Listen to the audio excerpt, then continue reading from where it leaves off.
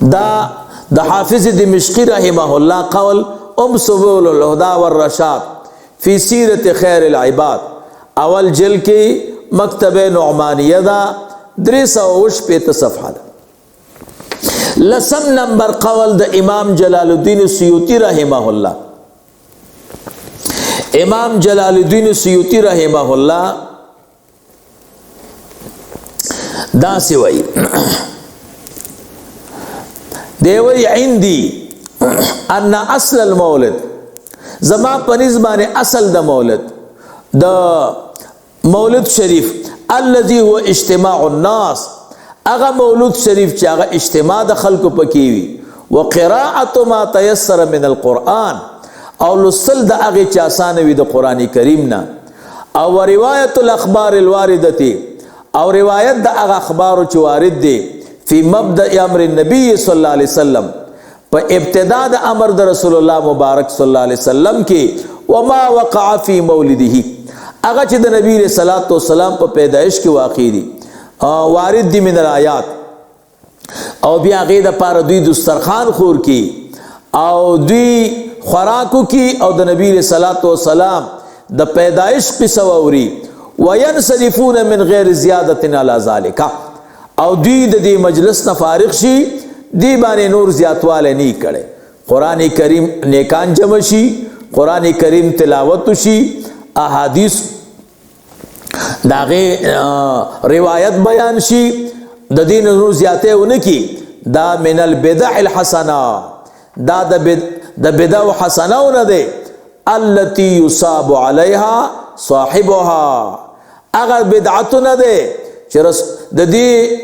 خاون تا پا دی ثواب ورکول کی ولی لما فيه من تعظیم قدر النبی صلی اللہ علیہ وسلم دا دی وجہ چی پا دی کی تعظیم دا قدر دا رسول اللہ مبارک دے و اظہار الفرح او اظہار دا خوشحالی دے والاستبشار بمولد شریف یو بل تزیر ورکول دی دا رسول اللہ مبارک پر آتک بانے. دا حافظ سیوطی رحمہ اللہ دے مولانا عبدالحی صاحب وی سیوطی صاحب چے دے دا مجتہد علی الاطلاق دے او انور شاہ کشمیری رحمہ اللہ فرمائی وی شیخ جلال الدین سیوطی رحمہ اللہ 15 کرت رسول اللہ مبارک صلی اللہ علیہ وسلم دا پوی خلید لے دے لوی شخصیت تے سبل الہدا والرشاد فی سیرت خیر العباد اول جلد مکتب نعمانیہ 308 صفحہ. یولسم نمبر قول دا علامہ زرقانی رحمہ اللہ دا شرح دا علامہ زرقانی دا پا مواہب بانے دا جل نمبر اول دے او دی کے صفحہ دا 200 او یوش پیتو دے پا 201 بانے وائی دے وی ولا زالا اہل الاسلام ہمیشہ اہل دے اسلام یحتفلون بشہر مولدہ علیہ السلام ویعملون الولائم ویتصدقون فی لیالیہ بانواع الصدقات ویظہرون السرور ویزیدون فی المبرات ویعتنینون بقراءة مولدہ الکریم ویظہر علیہم من برکاتہ کل فضل عمیم. بیاوی مسلمانان دا دیر وقنا ہمیشہ لگیا دی چی دا رسول اللہ مبارک صلی اللہ علیہ وسلم دا خوشحالی دا دی ورز عظمت کئی قدر کئی صدقات پا کی تیاری خوشحالی خکارا کئی نیکی پا کی تیزی او اللہ تعالی دی بانے دا دی میلاد شریف برکات خکارا کئی. او بیاوی ومما جربا من خواسی دا میلاد شریف دا خواسنا تجربہ شدہ خبر دادا چی انہو امان فی ذالک العام چاچی میلاد شریف کو پدغ کال کے داب اللہ تعالیٰ دا طول مسائب نساتی وبشرا عاجلت بنیل البغیت والمرام او دا پارا فوری زیر دے چی اللہ تعالیٰ بے مقاصد طول حل کئی. او بیاوی اللہ تعالیٰ دے رحمو کی پا اغا چابانے فرحم اللہ امرأن اللہ دے رحمو کی پاغ سڑی بانے اتخذ لیالی شهر مولده المبارک چنی ولد میاشت شپی د میاشتې د میلاد شریف د رسول الله مبارک دراتک اعیادا د خوشحالی سبب ګرځولې لیکون اشد علتا على من في قلبه مرض واعیادا هغه چا باندې دی رحم الله تعالی وکي چې د دې میلاد شریف شپې چې دی دا د اختر شپه ګرځولې ده دا دې دپاره چې د چا په زړه کې مرض دی رسول الله مبارک صلی الله علیه وسلم سره کینه ده او د مریضۍ باطنی مریضۍ دې ستړی کړی او ستومانه کړی چې هغه باندې ښه رد شي نو دا مواهب عبارتو او لاندې علامه زرقانی رحمه الله هم د دغه عبارت تایید کړی دی دا شرح د علامه زرقانی دا اول جلد صفحه 200 او یو شپیته دی دولسم قول د علامه قسطلانی رحمه الله دی علامه قسطلانی رحمه الله وی وقال القسطلاني ولا زال أهل الإسلام يحتفلون بشهر مولد عليه السلام ويعملون الولائم ويتصدقون في لياليه بأنواع الصدقات ويزهرون السرور ويزيدون في المبرات ويعتنون بقراءة مولد الكريم ويزهر عليهم من بركاته كل فضل نامي دق عبارت چکم دا مواهب دے دا امام قسطلانی رحمه الله دلت چه دے دا د مواهب عبارت چې دی علامه نبهانی رحمه الله نقل کړي کوم د قسطلانی عبارت او مواهب د علامه قسطلانی رحمه الله کتاب دی او علامه زرقانی رحمه الله دغه عبارت تایید کړي او دلته د امام نبهانی رحمه الله بیا د قسطلانی رحمه الله عبارت بیا نقل کړي حجت الله علی العالمین فی معجزات سید المرسلین اول جلد صفحه 233 او المکتبه النوریه دیارلسم نمبر قول د حافظ ابو الخیر سخاوی رحمه الله دی دا سبل الهدى والرشاد فی سیرت خیر العباد اول جلد او صفحه د 302 دیوی امام حافظ ابو الخیر سخاوی رحمه الله فرمای وی مولود شریف یقینا زبداوی مچ نقل نه ده د سلف صالحونه او رست پیدا ده خو بیا رست وی ثم لا زال اهل الاسلام فی سائر الاقطار والمدن الکبار بیا همیشه اهل اسلام په ټولو اطرافو د ځمکه کې لوی لوی ښارونو کې يحتفلون في شهر مولد عليه السلام بعمل الولائم البديعة المشتملة على الأمور البهجة الرفيعة ويتصدقون في لياليه بأنواع الصدقات ويزهرون السرور ويزيدون في المبرات ويعتنون بقراءة مولد الكريم ويزهر عليهم من بركاته كل فضل آمين علامه سخاوی رحمه الله مقص عبارت ویلے کم چې د امام قسطلانی او د امام زرقانی رحمه الله عبارت وی ټول مسلمانان په ټولو اطرافو د ځمکه کې غټو غټو ښارونو کې به میلاد شریف کاو په هغې کې به صدقات کول خوشحالي به ښکاره کوله د رسول الله مبارک صلی الله علیه وسلم د پیدایش قصه به بیانوله او دا قول امام نبهانی رحمه الله د قول نقل کړي اول جلد صفحه 200 او 3 باندې صفحه 233 دغه عبارت چې کوم د لیکل دی دغه د نقل کړي ثم لا زال اهل الاسلام من سائر الاقطار والمدن الكبار يعملون المولد ويتصدقون في لياليه بانواع الصدقات دا دیارلسم قولو سوارلسم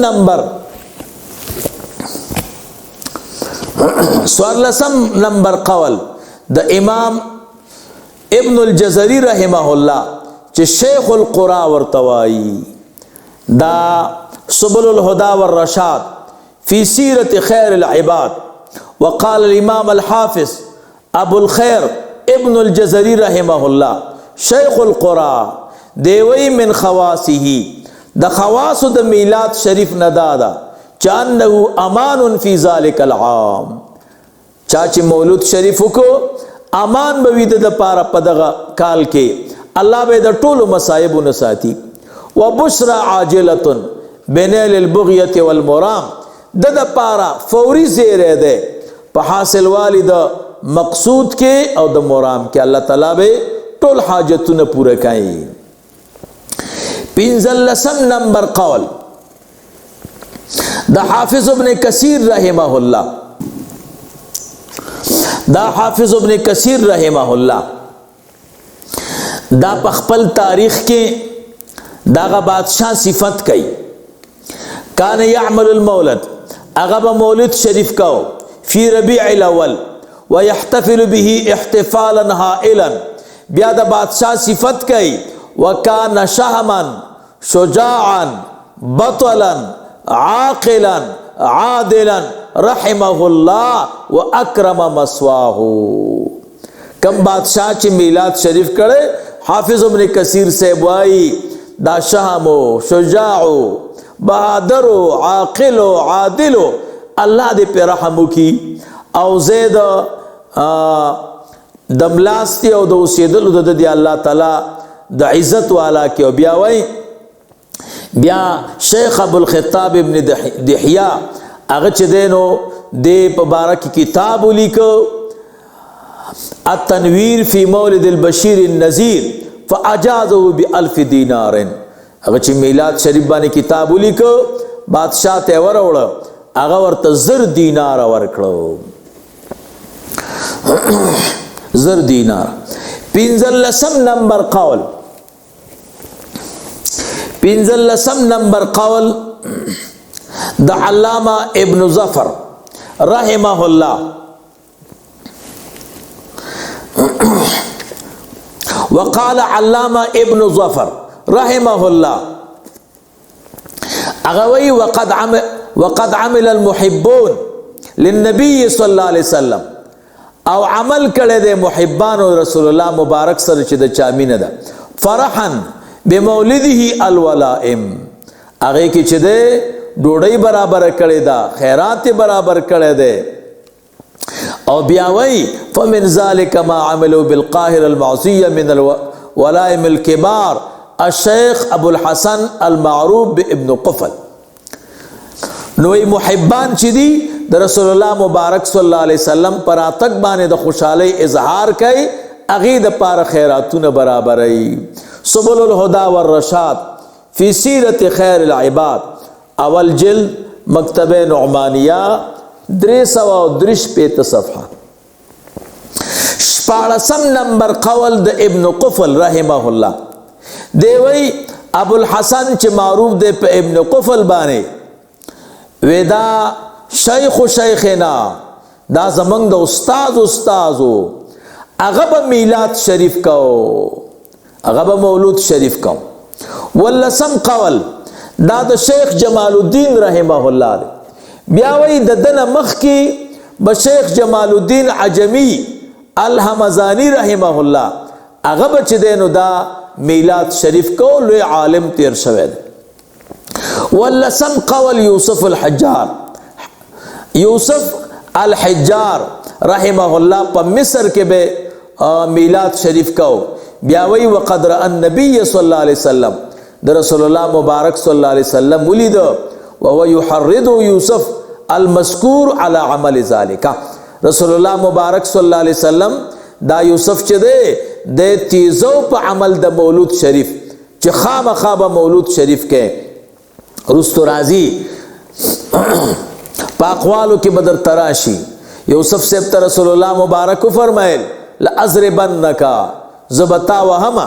وی قربان ولی وی ان ترکت المیلاد کہ میلاد شریف دے پریخو. اتلسم نمبر قول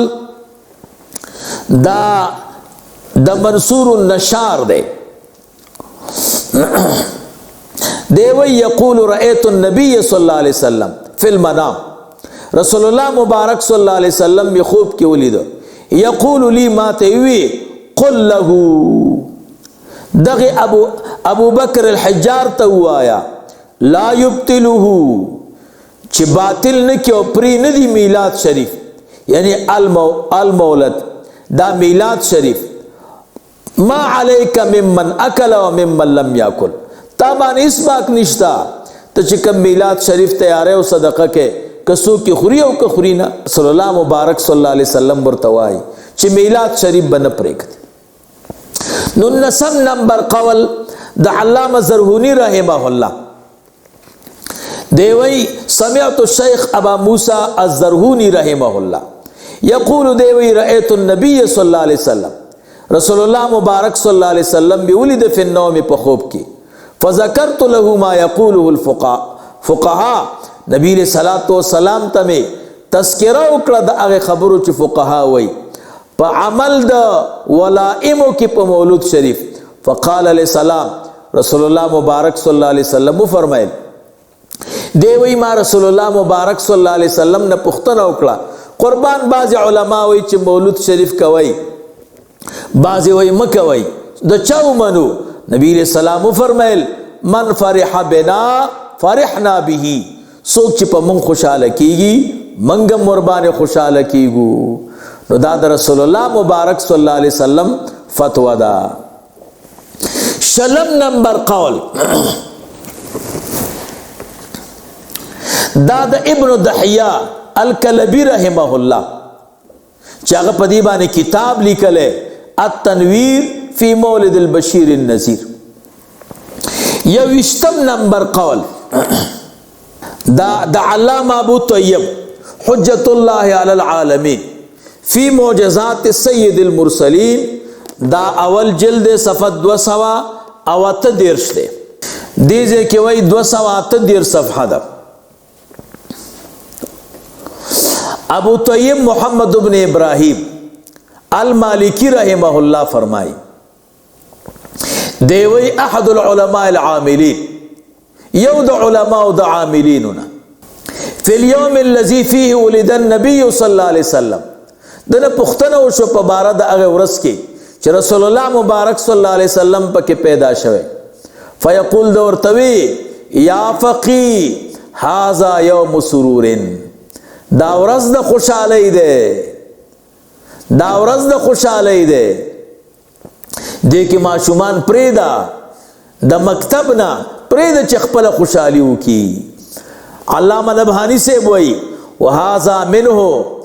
دغه قول چې علامه ابو طیب کړی دی دا قول د دنه دلیل علی تقریره وعدم انکاره، دا دلیل په تقریر د باندې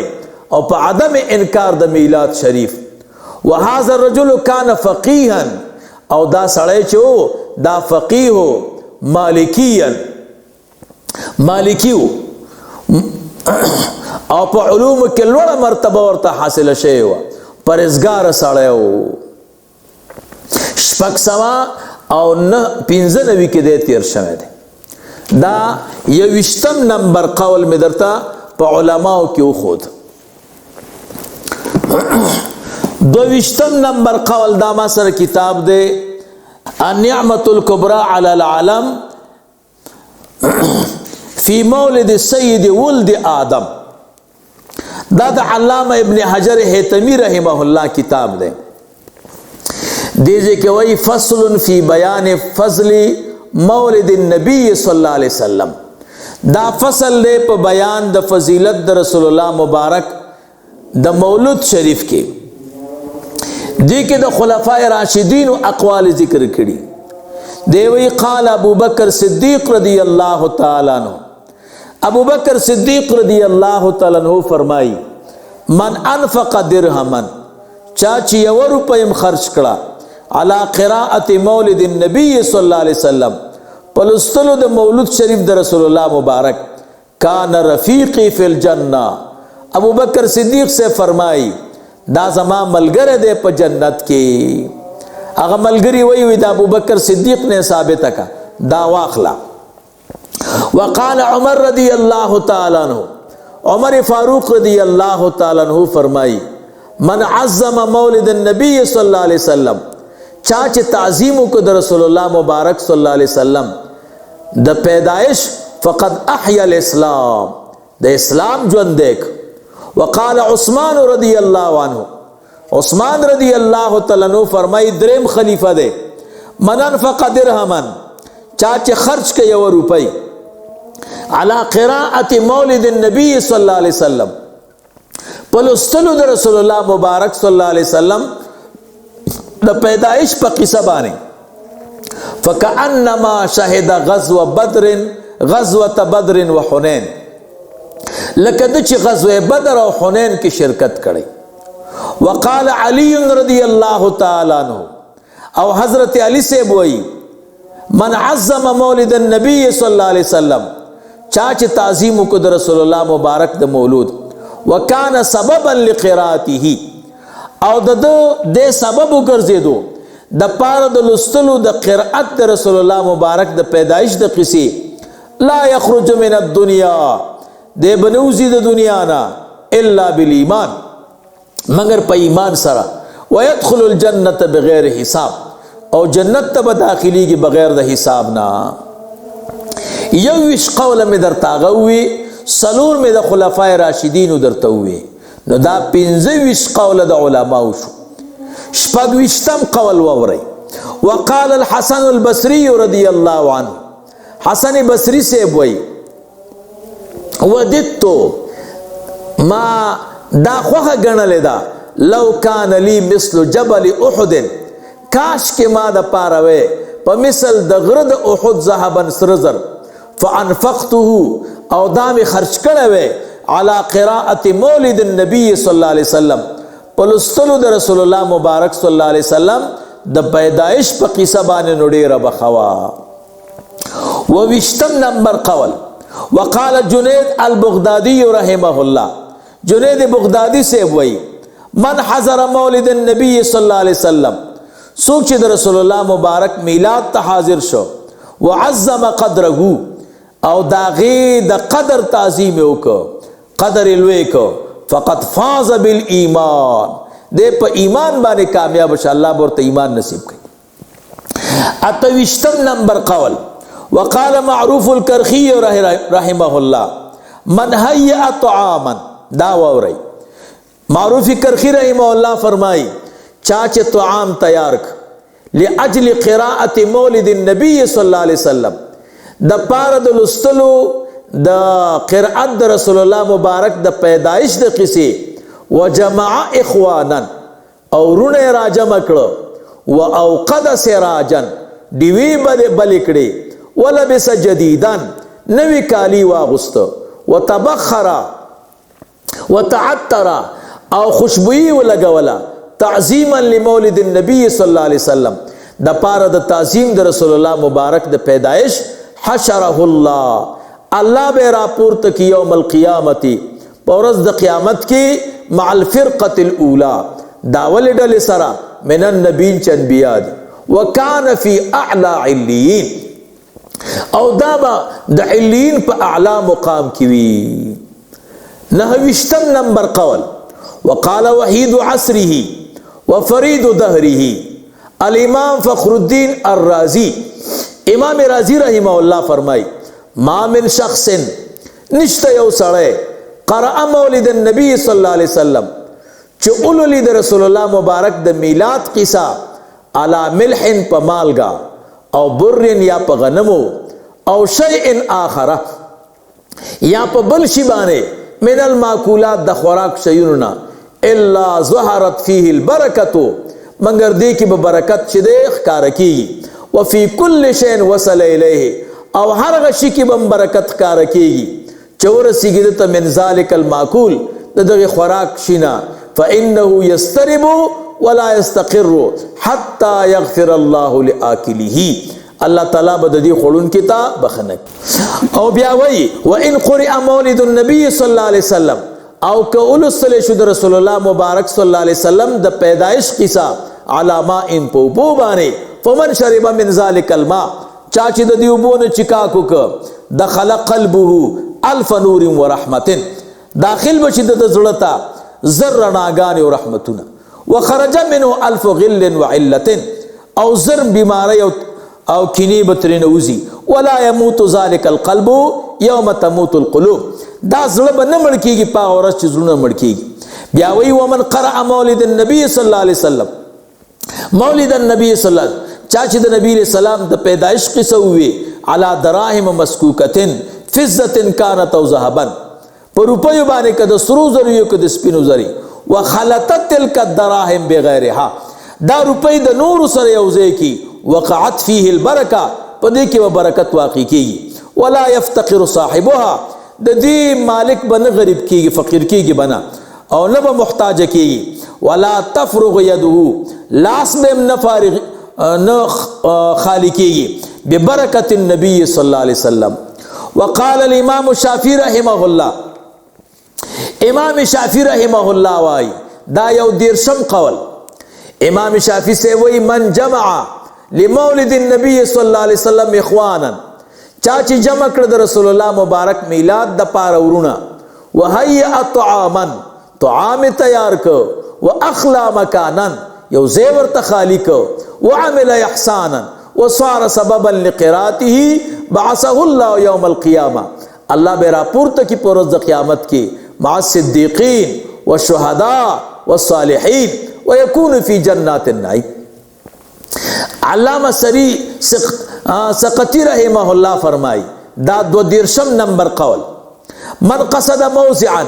چاچی دا یوزے قصد کو یقرأ فیہ مولد النبی صلی اللہ علیہ وسلم چا پاغی کی لستل کے دا نبی علیہ السلام دا پیدائش قصہ